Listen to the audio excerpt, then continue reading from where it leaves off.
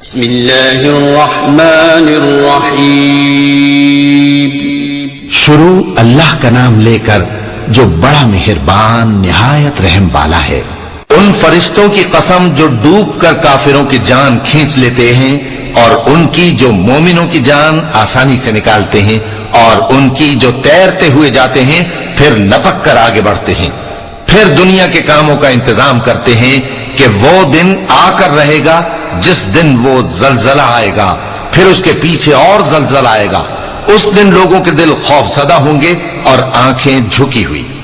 کافر کہتے ہیں کیا ہم الٹے پاؤں پھر لوٹیں گے؟ بھلا جب ہم کھوکھلی ہڈیاں ہو جائیں گے تو پھر زندہ کیے جائیں گے؟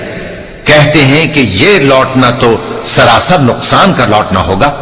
تو بس وہ ایک ڈانٹ ہوگی، اس وقت وہ سب میدان حشر میں آ جمع ہوں گے۔ بھلا تم کو موسیٰ کی حکایت پہنچی ہے جب ان کے پروردگار نے ان کو پاک میدان یعنی طوٰ میں پکارا اور حکم دیا کہ فرعون کے پاس جاؤ کہ وہ سرکش ہو رہا ہے، پھر اس سے کہو کہ کیا تو چاہتا ہے کہ پاک ہو جائے اور میں تجھے تیرے پروردگار کا رستہ بتاؤں تاکہ تجھ کو خوف پیدا ہو؟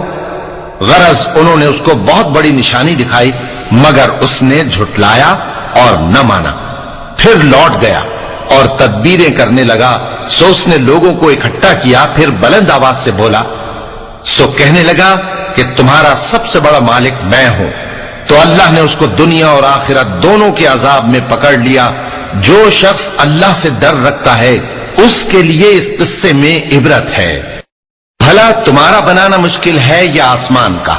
اللہ نے اس کو بنایا، اس کی چھت کو اونچا کیا، پھر اسے برابر کر دیا، اور اسی نے رات تاریک بنائی اور دن کو دھوپ نکالی، اور اس کے بعد زمین کو پھیلا دیا۔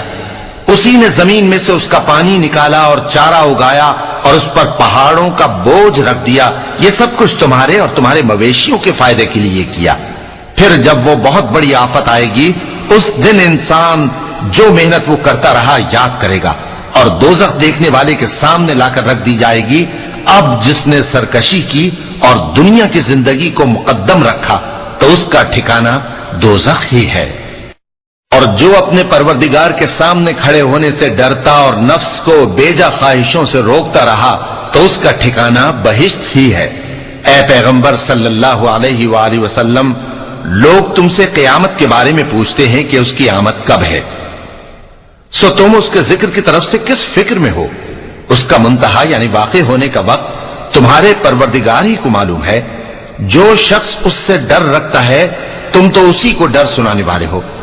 جب وہ اس کو دیکھیں گے تو ایسا خیال کریں گے کہ گویا دنیا میں صرف ایک شام